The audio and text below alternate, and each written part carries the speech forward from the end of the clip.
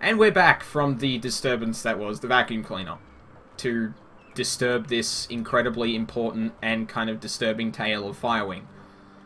Could not have come at a better time. Thank you, sir, for taking the time to speak with us. Yeah. You heard it here, an absolutely chilling account of tonight's attack. Again, the town of Stolberg has been reduced to ash, another victim of the Firewing. Stay with us for more up-to-the-minute reporting on Firewing's reign of terror. Green Winter's face reappears on the screen. Okay, it's time for a new approach.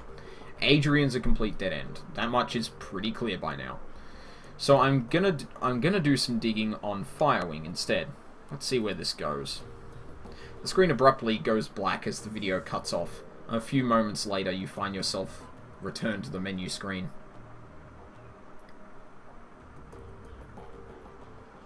Okay. Track 4. The DVD player ramps up to speed, filling the air with a shrill, whirring, whining sound. They have a lot of ways to describe that DVD player winding up. Winding up, I mean. Green Winter's image appears on the screen. The timestamp on the video reads 2054, 10:31. Well, that was a bust. Little progress on Firewing either. He shakes his head. I don't know. It's weird. The information is there. It's just wrong. Somehow. It's too well laid out. Too simple. Real life is messy, and this just feels a little too neat. That's not the only thing that's nagging at me. I'm getting that tingly feeling all up and down the back of my neck again. It feels like I'm being tracked. I'm no Matrix hotshot like Clockwork or Schaefer, but I'm good enough to know when someone's on my scent. Gotta install some new security measures. Can't be too careful. Track 4 down. The display goes blank for a moment. Then the face of Green Winters winks onto the screen. He is seated at a computer. Off to his left, an enormous monitor fills the screen. His voice carries an edge of panic. The timestamp on this video reads 2054, 11:09. And he looks much more disheveled. Christ, I'm getting too close to something. There's a trail of bodies, and there have been disappearances. Gearbox, Marcian, Peregrine. They've all disappeared within the past few years. Gearbox just went AWOL yesterday, and they were all making the same sort of inquiries about Firewing that I've been. There are ghost stories spreading around the Decker community. Stories about Deckers disappearing and then showing up again later, but wrong, somehow. Scary stuff, and I'm starting to think that it's true. Blitz leans in to whisper to you. I know the stories he's talking about, Chief. Never really put much stock into them. Not until now. Could these be rumors be related to what's happening here? Am I being paranoid? He pauses for a moment, as if seriously considering the question. Then he shakes his head and slams his fist on the table. No, I don't think so. Something big is happening here, and I'm right in the middle of it. Iger cuts in. That's a bit of a leap. One other thing. Tolstoy told me a story about a kill team that might be related to all of this. Apparently, a Decker named Hellbore posted a theory about Firewing to the Shadowrun BBS about 5 years ago. About an hour later, a mil-spec team showed up in Meat Space and cooked her entire apartment, with her in it. If what Tolstoy told me was true, Hellbore live posted the event. She described her killer. The giant, big orc with skin grafts. Oh, fuck. Then the whole thread disappeared. Gone without a trace. Leap, Iger, love? Sound like he's on the right track to me. Iger nods her silence, but concedes the point with us. Holds her silence, but concedes her point. I am horrible at this now. Iger holds her silence, but concedes the point with a small nod.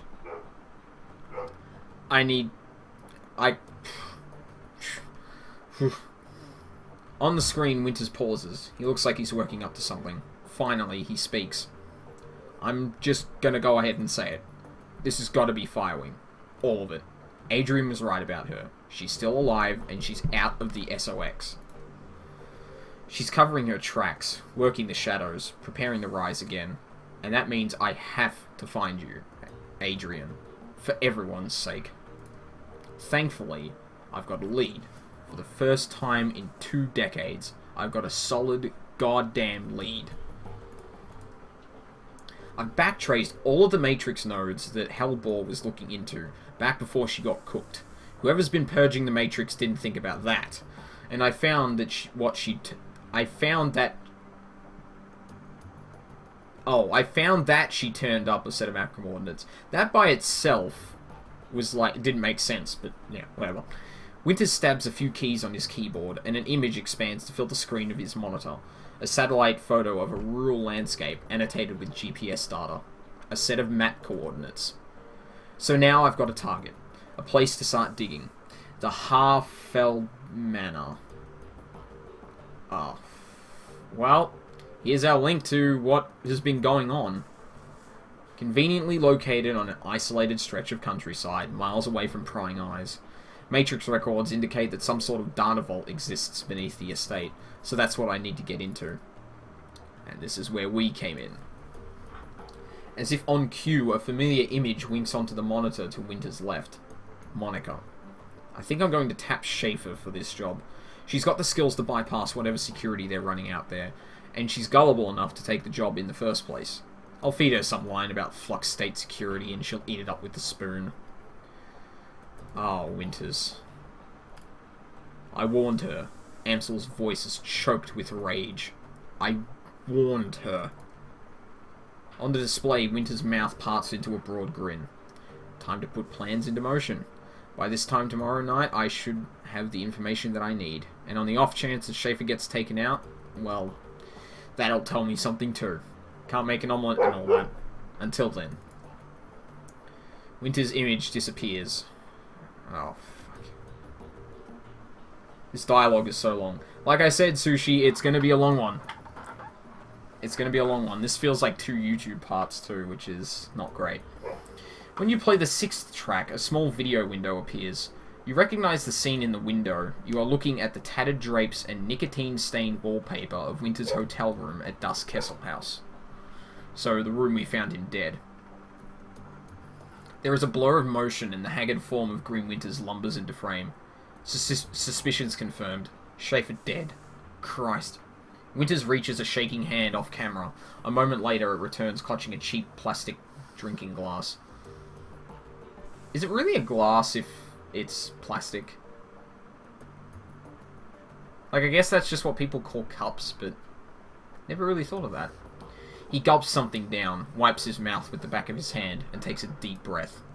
Okay. Back up. Slow down. Start from the beginning. Winters closes his eyes and makes a visible effort to calm himself. When he speaks again, his voice is steady. Got the call from my contact in the Cruz Bazaar. Schaefer killed on the estate run. Matrix security at the estate cooked her brain.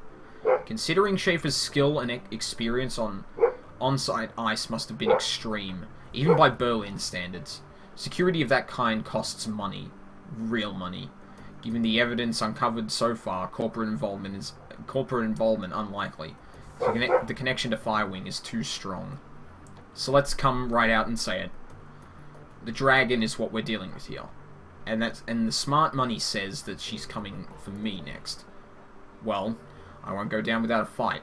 I've still got my contacts, still got my connections, and the flux state can be a hell of a weapon for the man who knows how to manipulate it.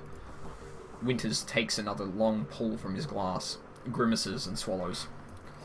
Time for me to make my play. Ghost stories or no, missing deckers or no, I've got to jack into the Matrix and start pulling strings. The countermeasures that I installed earlier should be more than enough to keep me safe for the 20 minutes I'll be in there. Winters drains the rest of the glass, then tosses it back over his shoulder. A moment later, you hear the dull clattering sound of hard plastic on the linoleum. Schaefer's death was tragic. She was a staunch supporter of the F-State. But still, all things considered, Winters fishes for something off-screen. A moment later, his hand reappears, clutching a data jack cable. Better her than me. He plugs the cable into his head, and the screen cuts to static.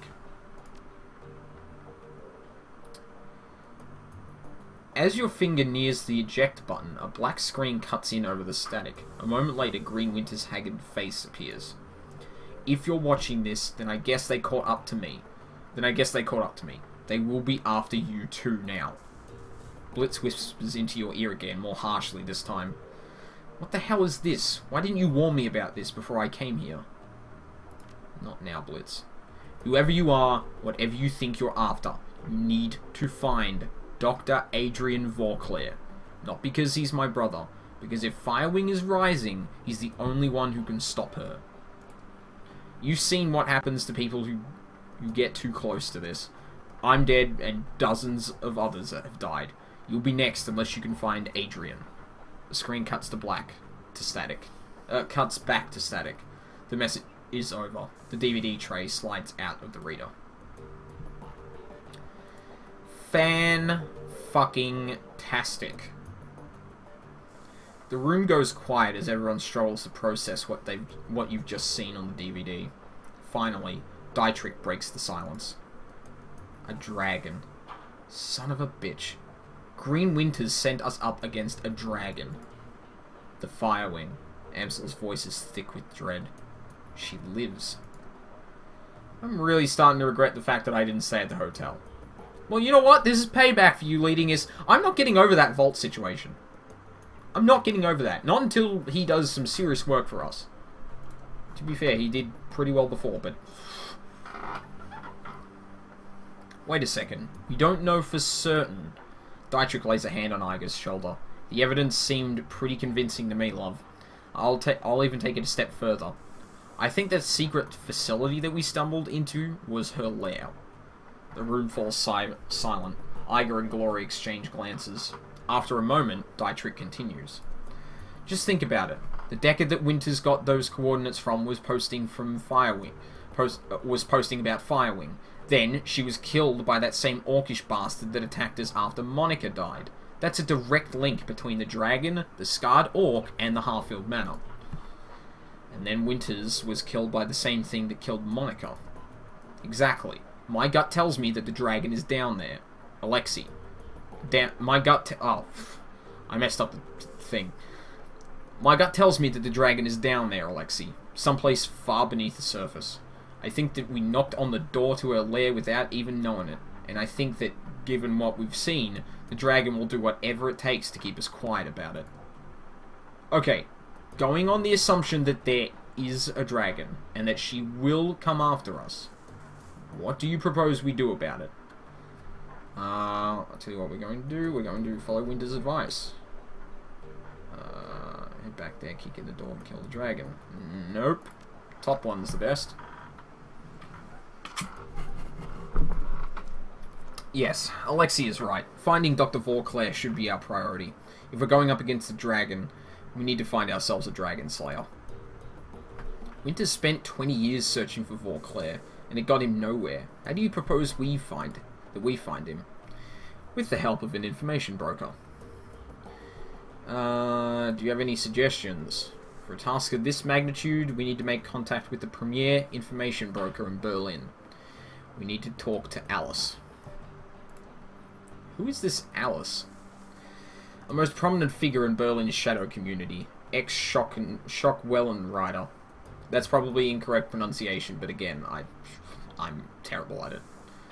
I'm terrible at reading dialogue for 2 hours. It shouldn't surprise you that I'm really bad at pronunciation of stuff, of that stuff. She provides information retrieval services for the F-State. Amsel turns to the computer console behind him and runs his fingers over a virtual keyboard. The machine begins to hum. If Winters was right, if Vauclair is still alive, she can help us find him. The console spits out a stick of black plastic. Amsel plucks it from the computer and hands it to you. Here, your key to speak with Alice. Cred stick? Amsel nods. An encoded cred stick. Yes. 10,000 new yen. Alice will not show her face for less. Jesus. This represents the last of my personal savings, Alexei. Make this meeting count. Where do I need to go? Take the U-Bahn to the Altstadt Spandau. There you will find a connecting tube that locals refer to as the rabbit hole. I wonder why they refer to it as that. You will find a method of contacting Alice there. Don't call that in front of her, though. Word on the street is she hates it. Please hurry. While you're out, I will work on acquiring new contracts for the team. Alice is the best there is at what she does, and her services carry a price tag to match. Alright, I guess I'll go do that then. 10 grand to show her face. And I'm willing to bet that's probably not enough to pay her to do whatever the hell we want her to do. God, 10,000 on top of whatever she dictates for the information we need. Fantastic. The rabbit hole.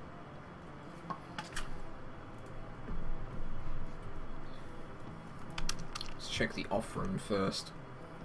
Ooh. More drugs. Send this item to the stash. Aw, yeah. Alright. This looks promising. The only active console in this derelict span of U-Bahn platform is an old video arcade machine. The CRT monitor set into the machine cabinet glows invitingly. Cheerful, pixelated graphics swirl and dance on the screen. Oh my god. My nose is so goddamn itchy right now. At the base of the controller panel, you find a clearly hidden input port. The port is shrouded in black plastic, and it appears to be the approximate shape of a typical cred stick. Let's put Amsels in there. Internal motors grip the stick and pull it into the machine. It disappears into the port, and the screen goes black. Moments later, a video image fills the screen. The picture is dark and grainy, a far cry from the bright, colourful sprites that previously inhabited the display. On the screen is a dimly lit office. The place looks like it was pulled straight from an old detective movie, from the Venetian blinds on the windows to the great swaths of shadow that paint the walls black. Center stage, sitting behind a large mahogany desk, is the silhouette of an impressive-looking woman in a charcoal grey suit. The tip of a cigarette glows cherry red in the shadows. She leans forward into the light, and you catch your first glimpse of Alice. Her face is all hard panes and sculpted angles, with high cheekbones and almond eyes. Her lips are painted a frigid blue, but the look in her eyes is even colder. A head of lustrous black hair is interspersed with glowing streams of cyan light. Alice exhales a plume of smoke, then tips her cigarette into a nearby ashtray. She fixes her eyes on you, and her lips curl into a humorless smile. We're on your dime, friend. Tell me what you're looking for. I need you to find someone called Adrian Vauclair. She raises an eyebrow. The Dragon Slayer? Interesting. He's been missing for a long time. Surprised you recognize the name. Yes, he has. The question is, can you find him? Did Amsel call ahead and brief you on this? Surprised you recognize the name. Trivia is a passion of mine. She taps a painted fingernail to her temple. In my line of work, it comes in handy. Hang on a second.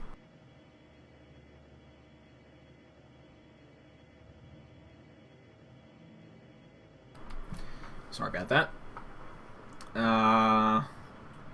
Well, that's too bad. If I had decking skill, I could actually figure out who she was. Charming. Alex steeples her fingers. Alright, here's how this is going to work. When you give me the go-ahead, I'm going to start gathering information for you. Once I've finished, you're going to bring me a cred stick encoded with an encryption key that I'll provide you. That cred stick will have 50,000 new yen on it. It's 5 times what I just gave you. When I get my cred stick, you get your information. This is the deal. Take it or leave it. I can buy. Alright, you've got a deal. Price gouging for a neo-anarchist. Apparently I know better than you do, sport. Do you know how much it takes to find a digital ghost? There's going to be wet work. Breaking into government archives. Hell, I might even have to commission an expedition to the SOX. This is a serious undertaking, friend. Now, do we have a deal, or don't we? I guess so. Okay, but remember, you say go, and I go. From that point on, you're on the hook to pay me my fee. No turning back, no refunds. Are we square on this? Yeah, we're square. Good. I'll be in touch. The screen goes black. Moments later, the machine reboots. The colourful sprites that you saw when you first approached the arcade cabinet return. There's nothing more to see here. Alice is gone. Well, now we just need to get $50,000. What have I got, like 2? Ugh. This is gonna take a while.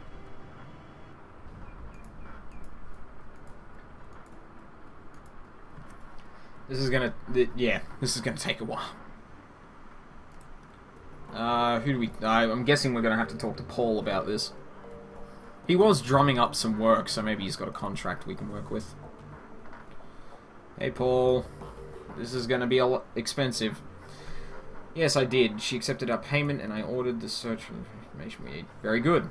I can't imagine that this will be cheap. What was Alice's stated price? He shrugs. It is about as I had expected. Well, I guess he knows her better than we do. Thankfully, we are prepared for this. I have established contact with a number of new clients.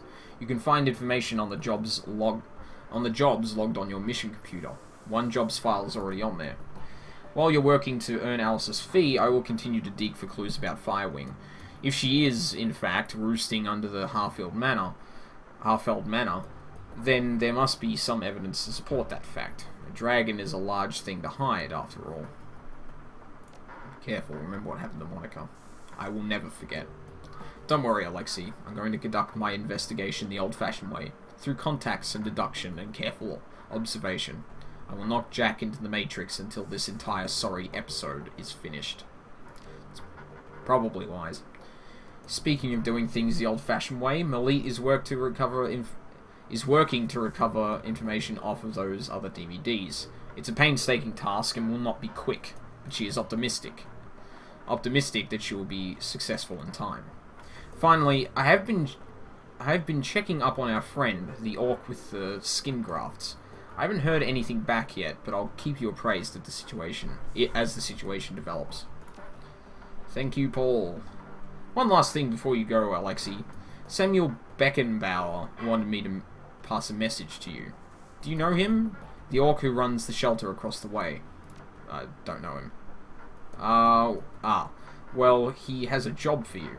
He wouldn't discuss it with me, but he promised that it would prove worth your time. I'll keep it in mind. So now is where this game actually really opens up, and it behaves a lot more like a kind of tabletop campaign. Because from now on, all I'm doing is doing jobs. Jobs get posted at the computer over here, or I might run into someone in the Cruise Bazaar that has a job for me, and I go and do those jobs. And I'll get I'll obviously get paid for a lot of these jobs. And this is how we're going to build up the money for, paying Alice. So I am kind of lifting the veil up a little bit as to say how this is really going to play out. But it's one of the reasons I really like Dragonfall over Returns. Because Returns was an incredibly linear experience. Whereas this kind of... Returns felt more like an instance. Like a small, contained campaign with one single arc. That's it. This is going to open up into a lot more interesting single missions that have an overarching story arc to them. It feels a lot more like the tabletop origins that this game came from. It feels amazing, and I absolutely adore it for it. But we've had enough talking. Let's try and look into some jobs and that.